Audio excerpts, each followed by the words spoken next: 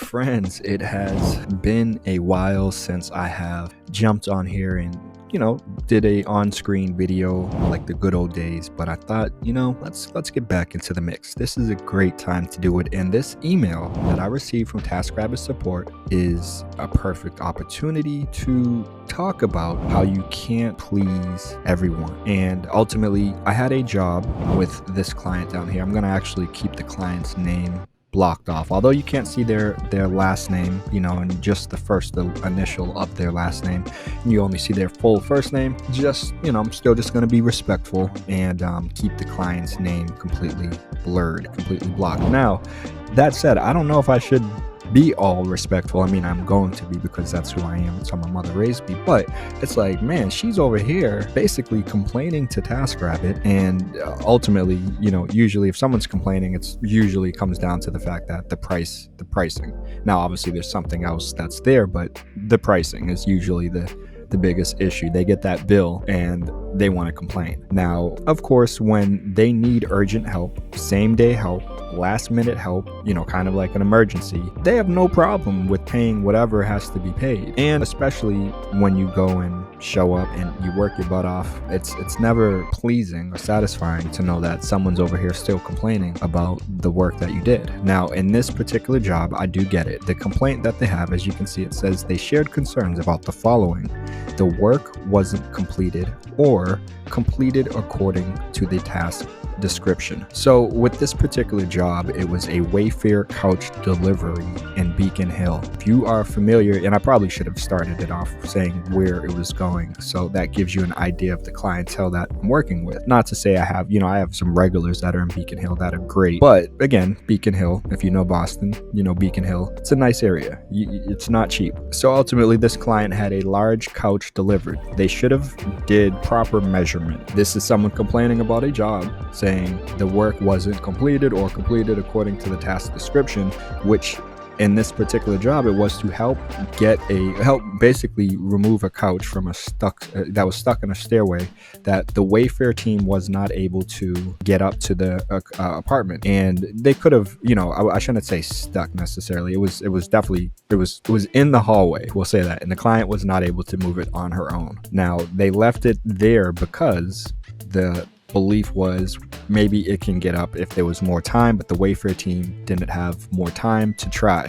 They did try, was not able to get it all the way up there. That's when we were called. That's when I was called, and I brought Vince with me, another tasker, to help out. And we showed up on time, a same day job. So, she had reached out that day, maybe late morning or something. They, I think it was booked for 4, because I think, the way task, or maybe my schedule, I just had it closed off until later, but I was available to come sooner, which we did. Me and Vince both showed up sooner, basically same day, last minute. I dropped what I was doing to go and help this client. We tried to get it up, and she was adamant, no, it can go. What if we do that? And she literally helped us too, like tried to do it. So she literally was part of the process of us pushing this couch, trying to squeeze it up, which again, it's not going to make it. Like, I'm going to try, and I'll work with the client as much as they want me to try, so to speak. I'm on the clock, so I'm going to give it my all, right? The telltale sign there was going to be an issue was at one point she asked, well, do I still have to pay for this, when we weren't able to get it up? Now, we dropped what we were doing to go to her to help her. And although we weren't able to get it up, we still were there spending our time and energy helping a complete stranger. The fact that she had asked there on the spot, do we still have to pay for this? I knew there was going to be those are those signs that you can kind of see that a client is probably going to complain at some point. And surely enough, I get an email yesterday from Taskrabbit support.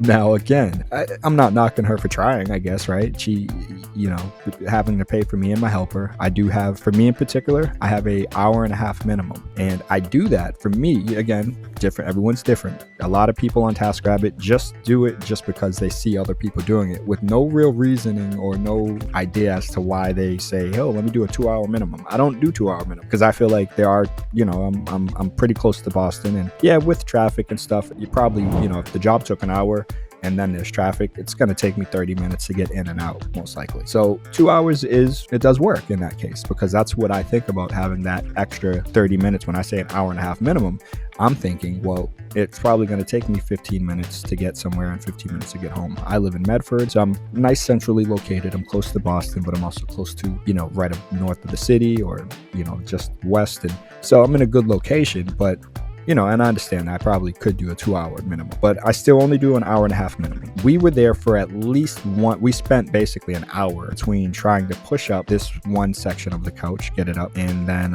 since we weren't able to get it up, we brought it back downstairs so that at least Wayfair can come and pick it up. And then we helped move up the other half of the couch, which was big, but a little bit smaller, and we were able to get it up there. This complaint that she had saying the work wasn't completed. No, we did what we were asked to do. Now, of course, the couch is not able to fit up the stairwell. There's literally nothing that we can do that's not in our control. So she asked us to bring it downstairs so that Wayfair can pick it up. We did that. And she asked us to bring up the other half of the couch. We did that as well. So when you have clients that are going to still reach out to Taskrabbit and complain, saying the job wasn't completed or completed according to the task description, I try not to take it personal. And I just think about, who, the type of people that you're working with. I just make a note, I use my CRM. I'll probably have a link at this point when this video is released to the TR Growth CRM that helps to basically manage your customer relationships, but your sales especially. And like with this particular job, I'm going to now be able to, one, update kind of the status of this client, because I keep track of all my clients, Taskrabbit and any gig apps, Fiverr that I'm on, anywhere that I'm working, and just in general, they're part of my CRM. I can update the status of the account where I make a note that, hey, I don't want to work with this customer again, because to me, this is her, her sending out a complaint like this. It's kind of like, my assumption is her belief is probably, maybe she's not thinking about it, but maybe she is, that I'm going to complain to them. It's because I don't want to have to pay this, meaning he's not going to make that money. Now, unless she just thinks, oh, well, I can complain, he'll get paid still, and I can complain, and then, I can get reimbursed, or I don't have to pay as much, but he'll still make everything he's owed. No, I don't think she's thinking that. Definitely not. I highly doubt that. I could be wrong, but I highly doubt that. So again, I don't want to work with these type of people, this type of clientele, where they're going to have a bogus complaint, over something that's not in your control. When you went, you worked your butt off. We were there for, like I said, at least an hour. I remember, I was working up a nice sweat, no, we tried. And she even gave us a hand. She was like, no, it can make it. What if we do? Like, I'm like, you can help us if you want to try. Me and Vince is, he's a 6'3". I don't know how tall. Vince is a big guy. I can hold my own. So the weight wasn't an issue. It was trying to squeeze it into an area where it just wouldn't make it. But she was, you have some clients where they're like, but it can do it, and it might look it, but it's like, it's not gonna fit. Unfortunately, in this particular example, this experience, she seemed nice. Her sister was nice, but you can tell, like, I remember she just moved here from, like, I don't know, Philly or somewhere. It's like, just the couch, not gonna fit, just calling it a new one. But she was like starting to kind of break down, so between that and then again her saying, am I still gonna have to pay for this? I knew it was gonna be an issue. I knew there was gonna be a complaint at some point, and surely enough, here it is. So I just shared this video with you guys because a lot of when you're in business in general, not just Taskrabbit, but any kind of business, you're not going to be able to please everyone. The few non 5-star reviews that I have, which I've done over 1,000+ jobs, I don't know what percentage of them I have star rating. Well, no, customers always gonna rate you, but ultimately I have a few that aren't 5 stars, but all of them are kind of bogus, right? So I just don't take it personal. You try not to. And of course, it is your business. So to some extent, you're going to take it personal. At least I am, because this is something where it's like, I do work hard, and I have, put in hours and sweat and a lot of energy to create a profile that helps to demonstrate my capabilities and what I'm capable of doing, my worthiness. And to have someone come in and leave you a negative rating or give you a poor, 1 star, whatever, over something that's really not in your control, and it just comes down to them being upset that they have to pay. Well, one, you could have booked someone else. If no one else is available, fine, don't book me. And then we don't have to deal with these issues. But unfortunately, that's not how it works.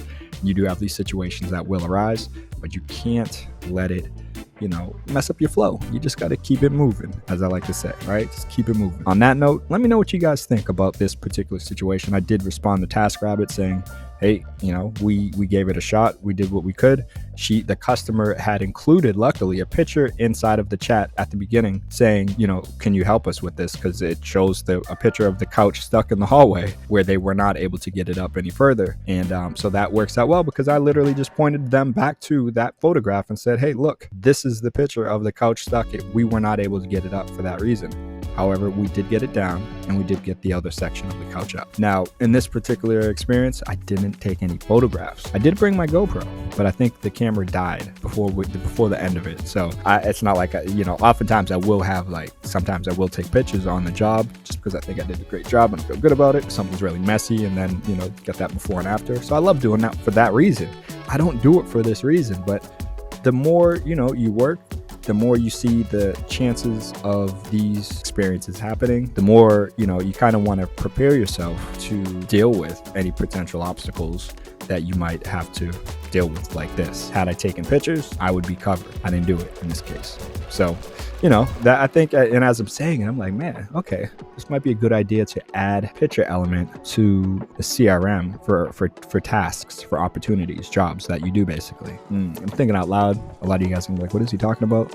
But I do there probably will be a link by the time this video is up, or maybe not yet, but I'll probably update it to TR Growth CRM. So definitely consider checking that out if you are serious about your self-employed business, growing it, managing your customers and your sales, and being able to just make better or smarter decisions when it comes to who you're working with, what services you're providing, where you're providing them, and things of that nature, of that sort. In this case, like I said, I'm going to update my CRM to make a note that I do not want to work with this client again.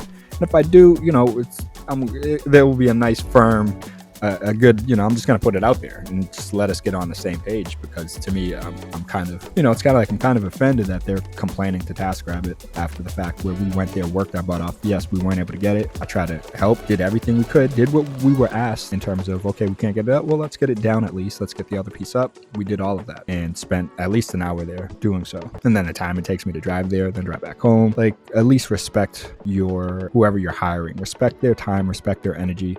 And if they don't want to, then I don't want to work with you. Simple as that. If you guys want to check out more videos diving into Taskrabbit or just other ways to make, manage, and grow your money, consider checking out this video next.